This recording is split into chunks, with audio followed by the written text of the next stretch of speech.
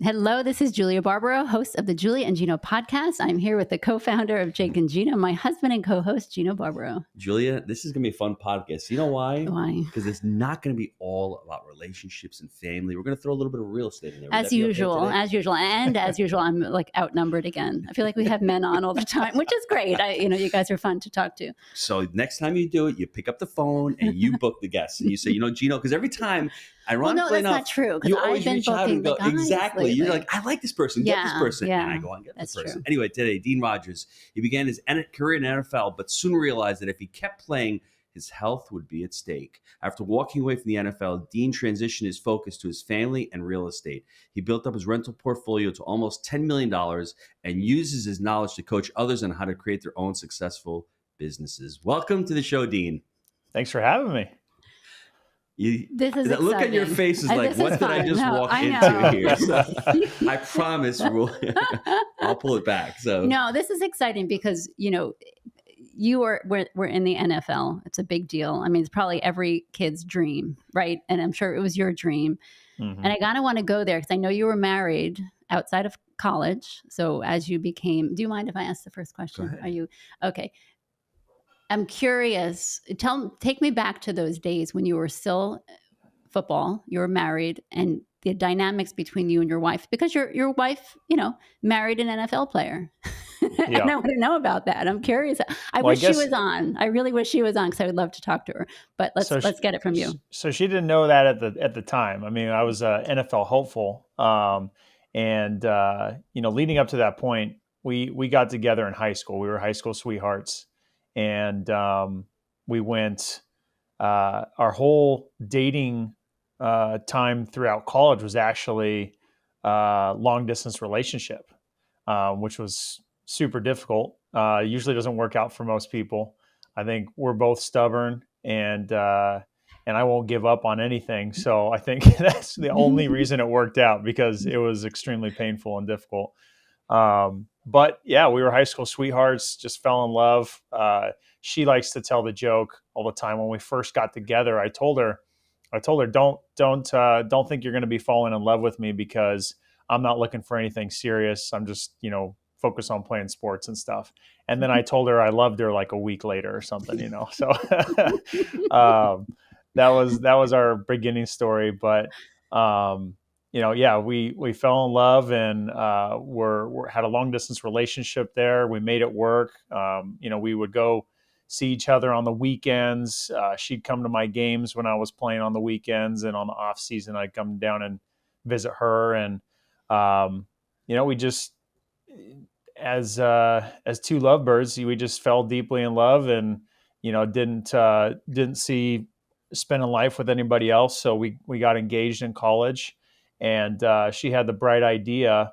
I don't know if she just knew I was going to the NFL or she just loved me that much, but she said, well, I think we should get married a month out of college. So that's what we did. And there we were. We were, broke, young, living at my parents' house, and I was training for the NFL. And that's how we started.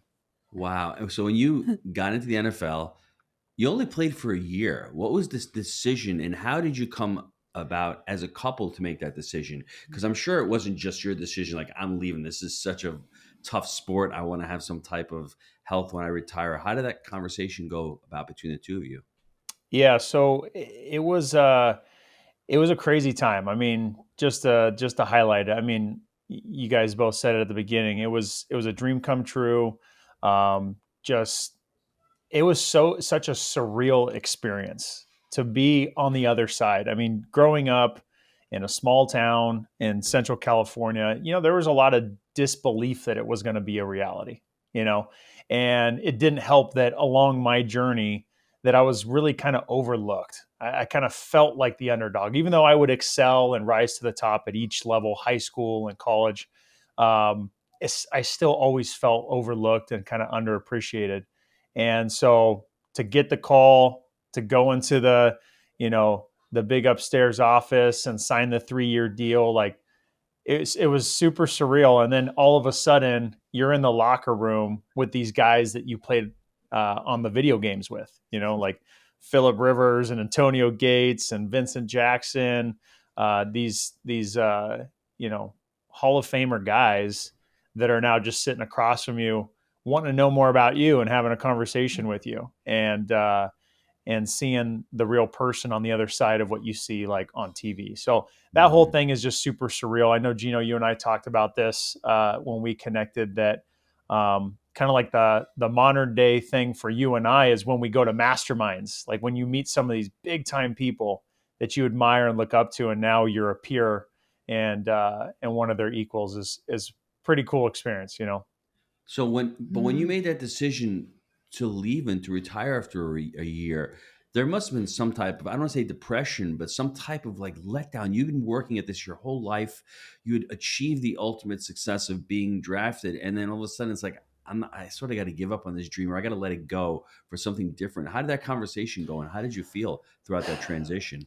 Yeah, so easily the toughest decision that I've still made to this day, and the tough thing for me going through that period of time is I'd like to say I was still young and very immature. I might have made some mature decisions at that time, but I was really immature with understanding who I was and how to process my thoughts, how to process my emotions. So the reality is during that whole time, I didn't talk to anybody about what I was thinking, what I was feeling, what I was wanting to do, the decision that I was kind of faced with, and just kind of went about it myself and just kind of optimistically just kind of moved along to the next thing without really giving reasons as to why to anybody, to my family, to my wife, to friends, anybody. It was kind of something I kept to myself in private, and for years and years, nobody really understood why. They just kind of thought that it was like, oh, it didn't work out, Did you feel as if you were quitting? Did you have that guilt of saying to yourself, and a follow-up question, why didn't you share it with anybody?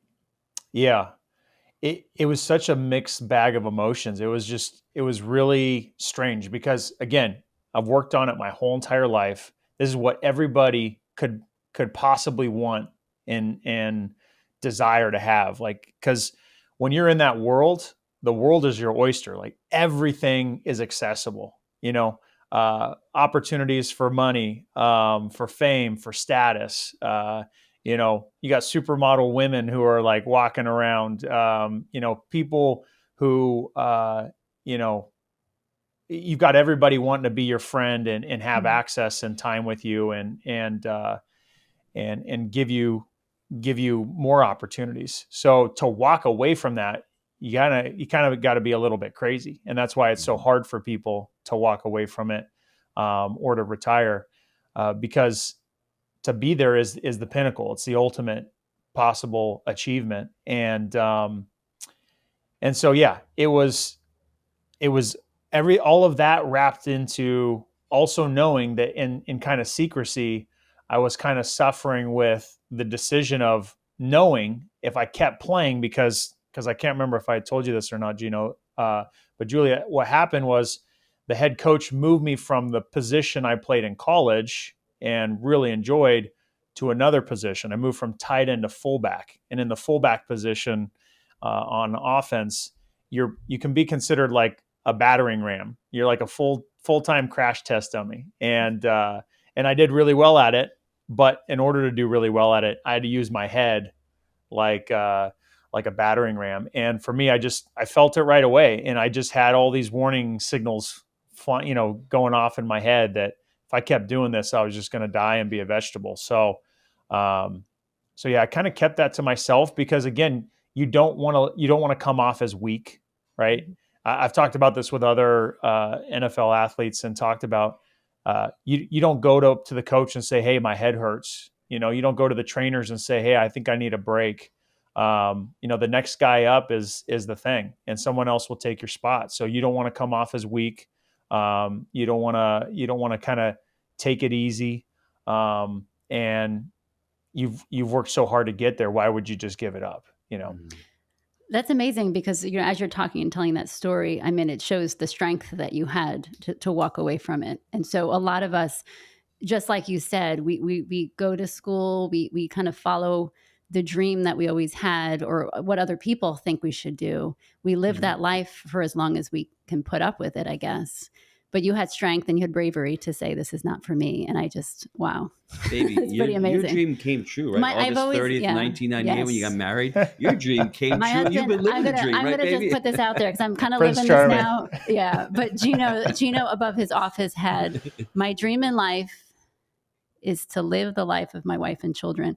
And I would get irritated because when the kids are little, it's a hard life. But now I'm living the life.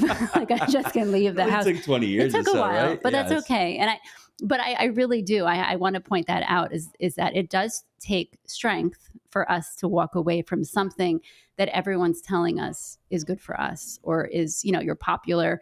Like you said, you have anything you want, here it is. And to walk away, I mean, wow, that's pretty amazing. And then when you walk away from that, what's the next step? Is the next step to go into real estate? Do you watch a video with Carlton Sheets saying no money down? Or what do you do? I mean, because to be honest, you're saying processing emotions. Most adults in their 40s and 50s still can't get in touch with their emotions and their feelings. Yeah. Most of us have some type of anger that's buried deep, but we're not allowed to process that. A young person who's 23 years old who just got married and has a wife and has responsibilities and has friends thinking he's crazy. Mm-hmm. You have all these emotions and all these feelings going about. What's the next step for Dean after he decides to retire? Yeah. So for me, I'd say I was fortunate. I had one of my best friends from college, played football with. He was working at a tech company in the San Francisco Bay Area, and we were in close contact. He had reached out to me and said, "Hey, I know you're done playing. What are you doing?" And I was just kind of in that process where I was kind of trying to figure things out. And this is just a handful of months of me kind of trying to figure out where I'm at. And he said, well, hey, I think there's a great opportunity at this company. I think you'd be a great fit. I could pretty much walk you in the door. And that's what he did. He got me right in the door, past all the red tape, past the, months of interviews and all day in-person interview type stuff, and just walked me right to the hiring manager and got me the job. And to me, that felt like, this even though I had this kind of whole thing go down with the NFL, I'm ready to move on to the next chapter, right? I'm just gonna look forward. I'm not gonna dwell on it. I'm not gonna second guess myself.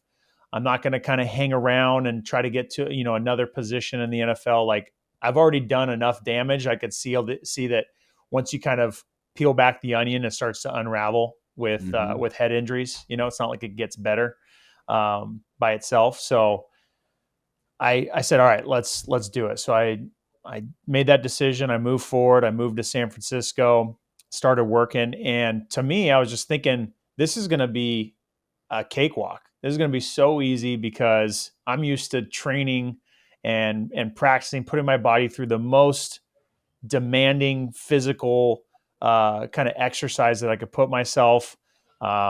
Mentally, people make fun of football players, but football is one of the most complex sports and has so much going on in every single play, down to like what kind of step that you take. Your first step is so important, and all the different plays you need to learn. So I was built for war. I was built for the most complex things, for the most stressful situations.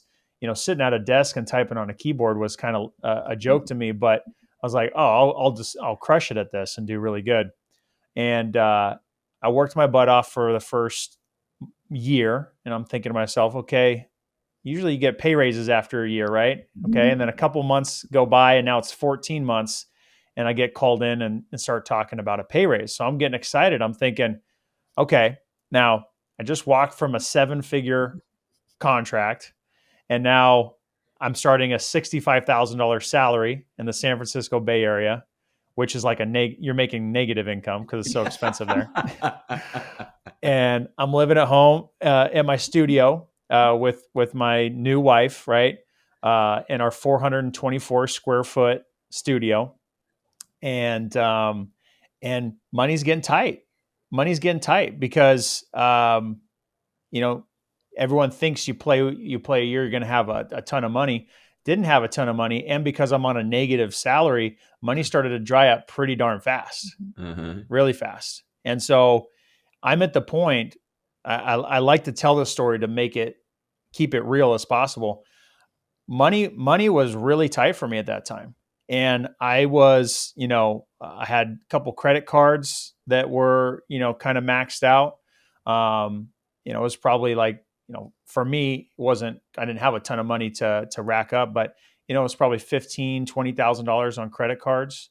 And I remember vividly, there was a period of time in there where money was tight, and we had to use our Target credit card to go buy groceries at Target, because they were selling groceries there too. So my wife had opened the credit card. I'm like, hey, we need to use your credit card to go buy groceries.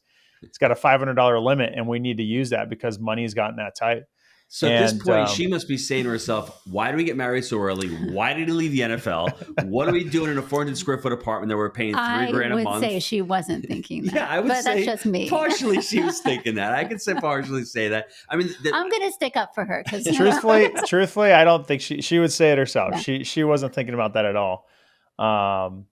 But you are, Dean, right? Because I would be too. Because I'd be like, I just got my wife my Target credit card to go buy groceries because I can't afford the rent. I'm thinking, you tell me which one of us is right, one of us is wrong. I would think that, okay, I have hope for you. I know you're gonna do whatever you can to support me and the family. But still, at the same time, he's built for war. He's not built to sit in front of a computer, live in a 400 square foot apartment, buying groceries on Target. That's what I'm just saying. So at the point, you feel desperate, you feel low, you feel stressed, and you're talking about him because we're talking about that. Well, I'm reflecting on his story because we all have very similar stories. Very similar. We lived in your mom's basement too. Just putting it out there.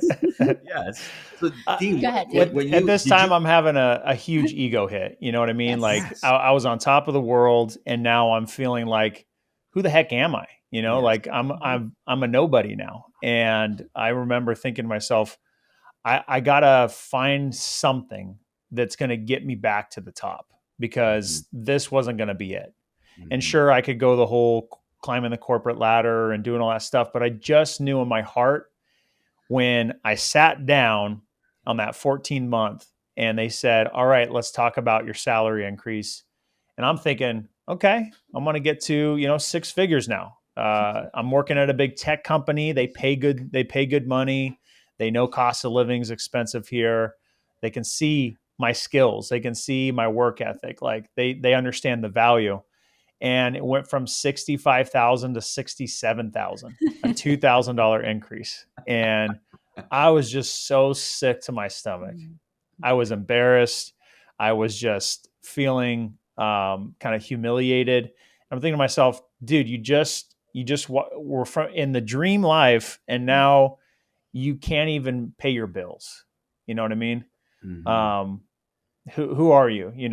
And so I thought to myself, I got to figure this out on my own, I guess. And I always told myself that I wouldn't become an entrepreneur growing up because my parents were entrepreneurs. I saw how tough it was to be an entrepreneur. It's tough. It's really hard. And there's lots of ups and downs. I got to experience, trips to Europe and living on the high life, trips to tropical areas and enjoying those memories as a family, and also seeing the tough times when times did get tough, when the economy would shift and, a lot of people were suffering, and they would talk about how, I don't know if we're going to make payroll. So I'm thinking to myself in this moment, I don't want to be an entrepreneur. I just want to work really hard. I got good work ethic. I want to make good money at a good job, but I just knew I needed to do something. So I went home. I remember thinking to myself, what else do I even like? Like, I don't know much about the world. Like, I'm just barely getting brand new, fresh into the world. What else do I like? And I just remember watching, like HGTV shows with my parents. And, in high school, I was with my girlfriend and now wife, and we'd be watching those shows with my parents and just thinking like, well, I kind of like real estate. Maybe I could be like a realtor or an investor or something like that. I don't know what that looks like. So I typed in how to get started in real estate, and up popped a free podcast. And it was Sean Terry's Flip to Freedom podcast. Wow. How to get started with little to no money, which sounded great because I had little to no money. And so I thought, all right, let me give it a shot. So I pulled up the podcast, and just his energy, his enthusiasm, all of his morals aligned with mine. And, he was a big family guy, Christian guy, and talking about how he was, helping homeowners in these situations and how everyday people were able to make it in this business. I'm thinking, gosh, if this, pest control guy who was making 20 grand, 30 grand a year is now making several $100,000, I know I can do it too. So just took action. I did my first deal in 3 months. How was that conversation with your wife? Is she saying, "Here we go again"? At least when you told me about the entrepreneurial venture, you're right. But I mean, 65,000 to 67,000. What's more painful, being an entrepreneur or not being able to afford food in San Francisco? I think they're both difficult choices. But the entrepreneur, at least you can control your own destiny. That's part of the thing. And there are ups and downs in life, as in the entrepreneurial venture. But what was that conversation with your wife? Now that you want to start real estate, did she say, "Here we go again, Dean. Here's another venture"? Was she on board with you? Yeah, she was supportive, but she was still kind of like, "Well, how are you going to invest in real estate? You don't have any money, And I'm like, "Well, this guy's saying I can do it with little to no money," and she's very skeptical, very skeptical. So she likes to ask a lot of questions and figure out like, well, is this even real type of a thing, or is this a scam? And the one thing that is her superpower, and I got to lean on as much as I can, is she's got the best intuition. I can't remember the term. What's the term where people can like understand someone's energy and like kind of what kind of person they are? Do you know what I'm talking about? Yeah, I know what you're talking about. I'm not sure what it's called though. I can't remember the word for it, but she's the kind of person you want to go meet somebody new and just talk to one time, because she'll tell you like, "Oh yeah, that's a really great person," or "I'd be careful about that person." And every single time she's been right. And there's been a couple times I've ignored it, and it's come back to hurt me really bad. So, yeah, she was just like, "Okay, what are we getting into here? Be careful, don't get scammed. Is this even real?" type of a thing. So, I was all geared up and crazy about it, super obsessed. I'd be waking up in the middle of the night just to re-listen to a podcast, because I was just so excited at what I felt was the possibility and the opportunity to get back to that dream life. So I remember telling her too, it might have been like less than a year I was into it, just how confident and excited I was. I think I even told her that she was going to be able to stop working pretty soon. Little I know, I had quite the uphill battle and mistakes I was going to make, but yeah, no, it was pretty hilarious. And how long ago was that when you started? So I started 10 years ago. 10 years ago. Almost to the date. Yeah. 10 years and a couple weeks. Yeah, it's been a wild journey. So is your wife now a stay-at-home mom? Yeah. So our oldest is 7, and she wasn't working for the whole year before he was born too. So when she got pregnant, she stopped working. So she's been not working at a job, even though she'll stand up and quickly tell you she's got the hardest job. You don't have to explain that. Yeah, we got that. Okay. We'll let you stop off. Yeah. But she's living what we call the trad life. Didn't even know what the trad life was. It's the traditional life where she actually stays home with the kids. And a lot of us males who have wives who stay home understand that is probably the most important job on the planet, and it's probably the most challenging job on the planet as well. It's thankless. You're all alone a lot. You're lonely. No one's giving you any kind of adulation. You have to wait 20 years for your kids to grow up. Hopefully they don't go to prison. Hopefully they're actually, they actually become, my gosh, adults. I don't know what to say about that, but okay. Hopefully. So hit Dean up with some questions. Because I love to hear, especially you remind me a lot of my husband, who had the restaurant, had to leave that and became a realtor, like a real estate entrepreneur, which, like you said, it's very, I'm not going to use the word risky, but you have to figure it out on your own. As football, somebody's telling you what to do. It's like, all right, put your foot here. Here's your first step. And now it's like you're on your own and you're almost having to explain it to us, which I don't know if your wife knew anything about real estate, but I had no idea. I still hardly know, but I trust in the process, I guess, right? And so in order for you men to be super successful, it really has to start at home, right? And it has to start with your marriage and your communication and our encouragement on you, because I know many times I wasn't very encouraging, and certain things didn't go as well as they could have. Maybe not going to put it up. I'm just saying. So give us an idea what the dynamics are at home as far as your communication with your wife and her support now. Yeah. I'd say it's been equally a journey there too. Being an entrepreneur is hard on the family if you don't have it figured out. And I don't want to say I have it figured out now either. Like it's still a journey there. We still have many conversations of like trying to get on the same page and trying to like make sure we're supporting each other the best that we can, and we're being each other's cheerleaders, because man, we've got two of the toughest things you could possibly have going on right now: being an entrepreneur and all the demands that come there, and then being a stay-at-home mom and homeschooling and all the demands that come there.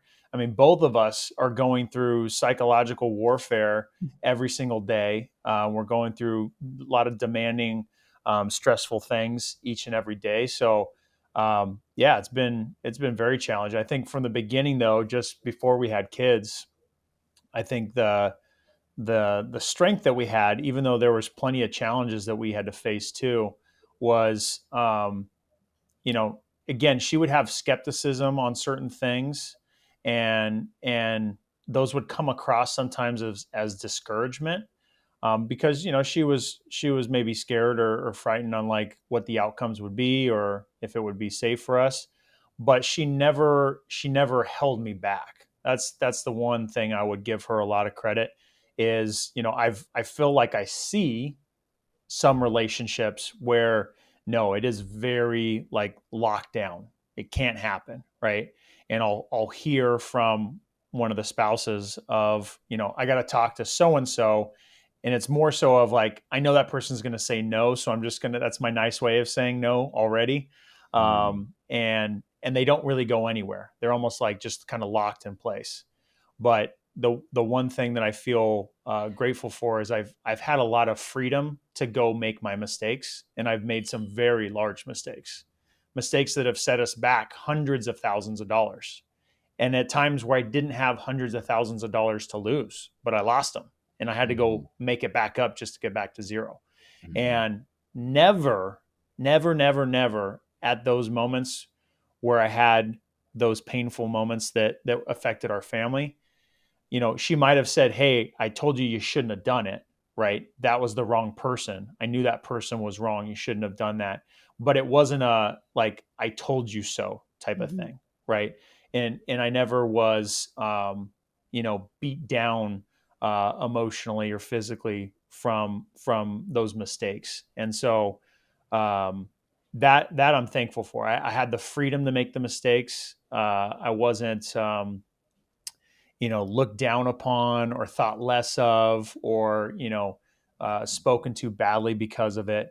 So that's one thing that I think was really helpful for me to overcome those things, because again, kind of knowing how I was and what I've evolved into and gotten better was I kept a lot of that inside. Those mistakes I made, kind of kept them inside, and have learned to kind of talk more about them. Football and marriage, there's some similarities. I mean, I'm gonna make a joke, but I'm not gonna make a joke.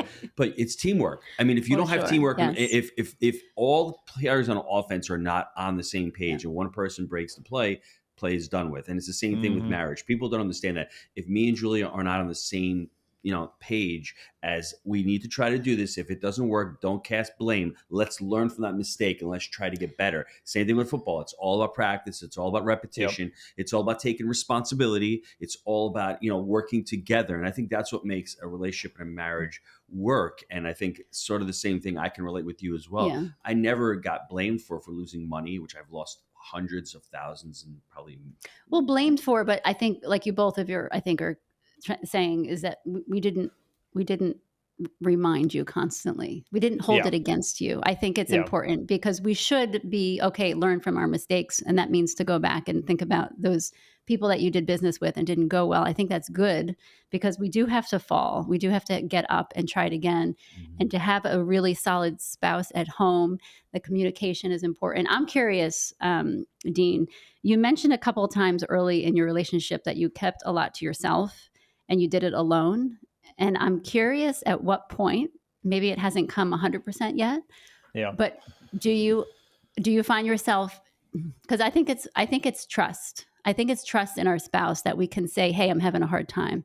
And knowing that they're not going to be like, how could you have a hard time? You know, you're this big guy and you're strong. And do you find yourself opening up more to your wife and trusting that she is going to just be there to listen in a sense? Because you did say that early on, that is that you kept a lot to yourself, which I think is a hard thing to do in marriage. Yeah. I think thinking back to those moments, of those dark times where, I had some big losses and I'm now having to look myself in the mirror again and say, get back up and go fight it.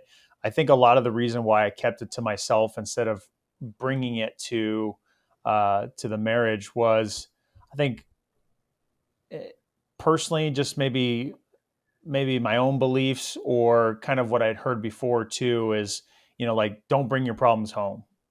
Don't bring your problems home. I made some really big messes, right? And for me, I didn't want to bring that home and spill all that stress and put all that on my wife and have her have to deal with it. Like, I wanted to shoulder that burden myself. And so maybe there was some good to it, but at the same time, there was probably more harm because that resulted in me kind of just putting my head down and trying to dig out on my own. And there was a stretch of time where I just, those years kind of went by where I wasn't really talking that much to her. I wasn't sharing that much with her because I was just fighting and in fight or flight mode to get back out.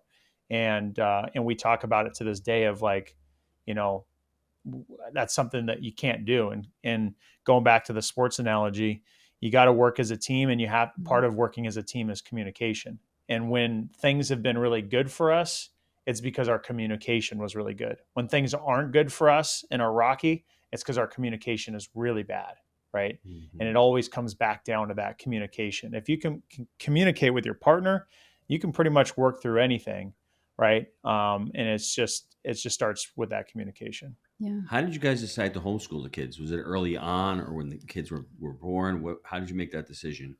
Yeah, so the world kind of forced us. Don't know how political you like to get on this podcast. Say whatever you want. Let it rip, huh? Okay. We're all for it, whatever. It has nothing to do with politics. It's just a general feeling. We're making statements about our lives. What Dean does with his life, what I do with my life. Yeah. It's just a reflection of our values and our beliefs. It doesn't mean that everyone else has to run out there. Just because we don't approve of what's going on in the media and every other facet. I think that's just a testament to having an open conversation. And maybe somebody listening to this is on the fence saying, I'm not really, when we started homeschooling 20 something years ago, I felt like a loser because no one was homeschooling back then. I'm working at a restaurant with public school teachers asking me, hey, where does your kid go to school? I'm like, 27 Kayla Lane, it's my house. I felt like such a loser. And like, thankfully she was the backbone and she's like, you know what, we're doing this because it's great for the kids. It's great for the family. And thankfully that's why we did it. And I stuck with it because I trusted in her and I trusted that she would do a lot of the work, which is a lot of the work. It's a huge amount of sacrifice. 20 years ago, we didn't have Zoom. We didn't have all these things online. You're basically by yourself at home with your kids all day long. And I'm at work and then I come home and the house is a mess. I'm like, hey, what's going on here? I didn't see what happened throughout the day. So it can be challenging. So for you, that conversation, I mean, that decision, how did you guys come about it? Yeah. So we started, 2019. My oldest was 4.5 or so at the time. We started him in pre-K at a private school downtown La Jolla and in San Diego, living back in San Diego. And it was a great experience. It was a really great experience. And we were like, actually really excited about this new journey of school and friendships and parents that we were going to meet. And we had an amazing experience that whole first year. They had, school plays and school get-togethers and the fundraisers and all these different things. And we're starting to make these new friendships. And, our oldest is starting to make new friends as well. And we were just really excited about where it was going. And then in the springtime there, March of 2020, we're about to end the school year. And there's still a month or two left, and the whole world shuts down. Now, the reason I asked that question at the beginning, because I like to call it the scamdemic. I think all that was planned and by no mistake. But, the world shuts down and everybody's just kind of, trying to figure things out. And our oldest, he's not one that, is going to sit there on Zoom and watch anything and be entertained. He wants to be out playing. He's not supposed to. That's not the goal of a 5-year-old. I mean, an adult can basically sit on just for 45 boys minutes. in general are not boys supposed in general. to sit. It's not good for them. Yes. Yeah, and you mentioned the scandemic. I wouldn't go as far myself to call that, but when you tell me 2 weeks to flatten the curve, and we're 2 years later locked down in certain parts of the country, and people are still wearing masks, and all the science has been refuted against it, and people still can't accept that. My wife is touching me because you've quote unquote triggered me now. And I don't talk about COVID anymore, but there's so many fallacies that we proved, and yet people who are much more intelligent than you and myself put together are still talking about things as if it's proven science. We've known that, and it shattered tons of lives. And who has it hurt most? People who are poor. People who are locked down, didn't have computers, didn't have access to internet, couldn't send their kids to school. But I have to say, homeschooling went up. Yes, I think like 10%, there's a silver something lining. crazy. And so there's always something good that comes out of everything bad. So you're so March of 2020. You're like, okay, we're locked down. I can't have my 5-year-old on Zoom. What do I got to do next? Yeah, I got all my triggers too. So we're sitting there trying to figure out what the heck we do, and the next school year rolls around, right? We flow into summer. Next school year comes around, and the first couple weeks we were all kind of confused what was going on. And my wife, who's got again the best intuition out of anybody that I personally know, quickly was like, I don't believe any of this stuff. No, I was fooled for a week or so. But no, this is so she was the one walking on the beach in La Jolla, and the police were showing up trying to arrest her for walking on the beach, doing some super dangerous stuff. Now they're going to meet. Now that was a sign. When we get up the podcast, you got to give me your phone number, and the wife's got to meet, because I'm getting yelled at stores because I'm wearing a mask, but she's not wearing a mask. They're yelling at me as if I'm the one I'm obeying your damn rules. She's not. Yes. We feel safe behind you. That's all. Okay. That's the case. Okay. So my wife, she's, literally at the beach calling me, I'm about to get arrested. You need to get down here. And I'm trying to like reason with these police officers, not to take her away and lock her up. She's got kids and stuff, but that was our life. And, man, we were under persecution for a couple of years there. And I will say the best thing that came out of that whole experience, as not fun as it all was, is because of my wife's strength. She gave me the courage to find a voice. She really did.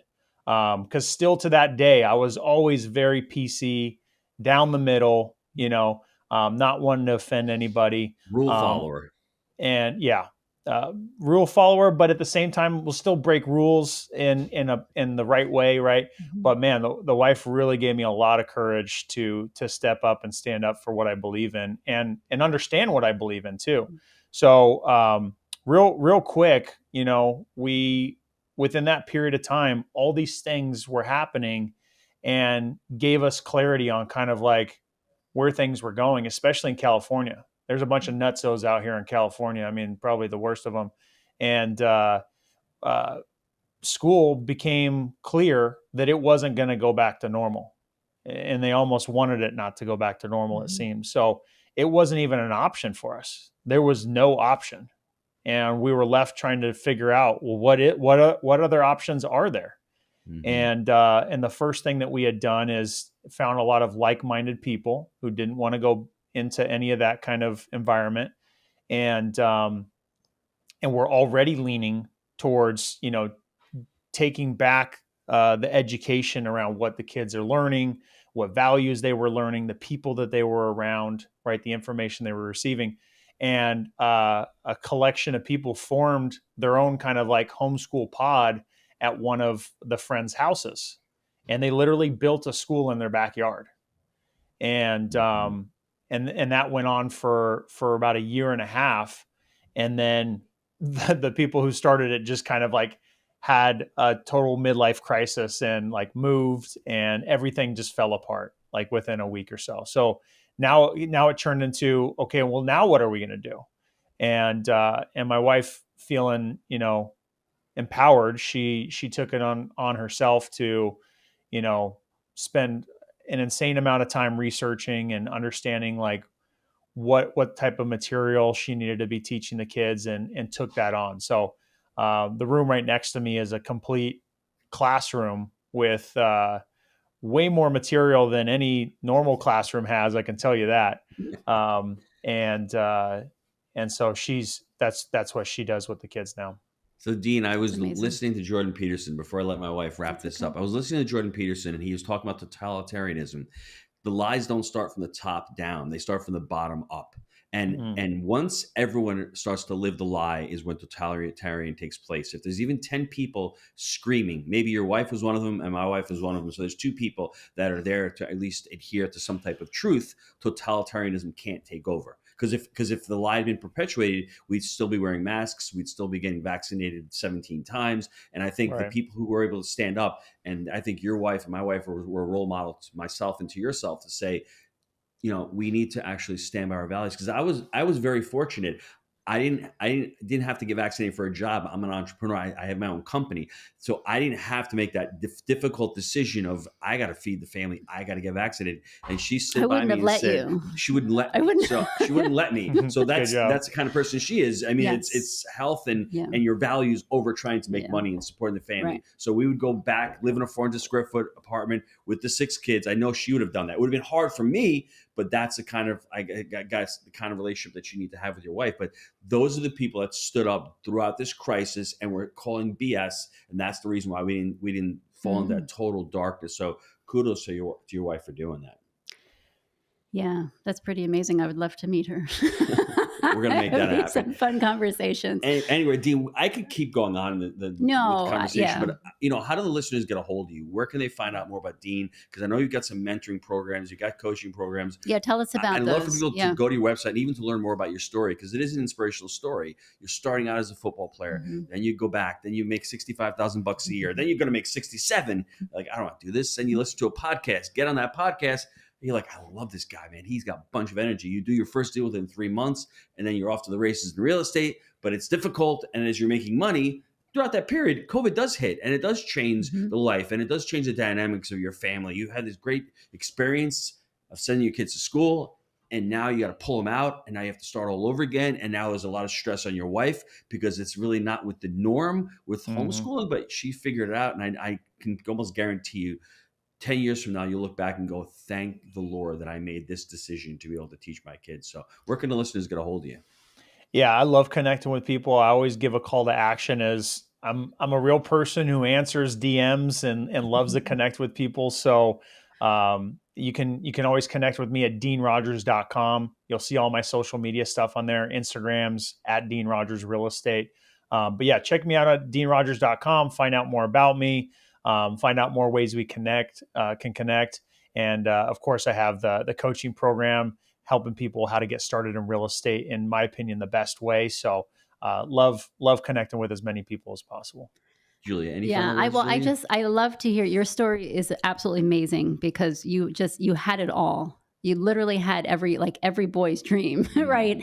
And you let it go, and you fell and you struggled, and you had an amazing woman to back you up. And I think that's, a lot of times we don't realize who's in our life to give us that hand. I'm sure faith in God also played a huge role in your life, which is so needed. But there is someone in your life that helped you, that picked you up. And, I just encourage everyone to just, there are people in your lives. A lot of times we don't even realize it. A lot of times they're just like literally sitting next to us, and we don't really give them that, hey, thank you. You know what I mean? Like, I got to say thank you for the podcast. yes, you do. I will say but thank you. I do. Your story is absolutely incredible, because like I said, you gave up everything, and you literally didn't know what was going to come next. And you obviously had faith, and look where you are now. So I just want to, that's amazing. Thanks, Dean. Yeah. We appreciate it, brother. Appreciate DeanRogers.com. Go out and check his stuff out. And if you want to get into real estate, start into real estate. I know his opinion merits a lot. I don't agree wholeheartedly, probably about 80%. But listen, wholesaling and getting into it, that's the way to do it. Because listen, he did it. He had no money. Yep. He had no experience. He jumped in. He started. Now he's got $10 million of rentals, and he's continued to build a portfolio. So once again, thanks for being on, brother. I appreciate it. Thank you, guys.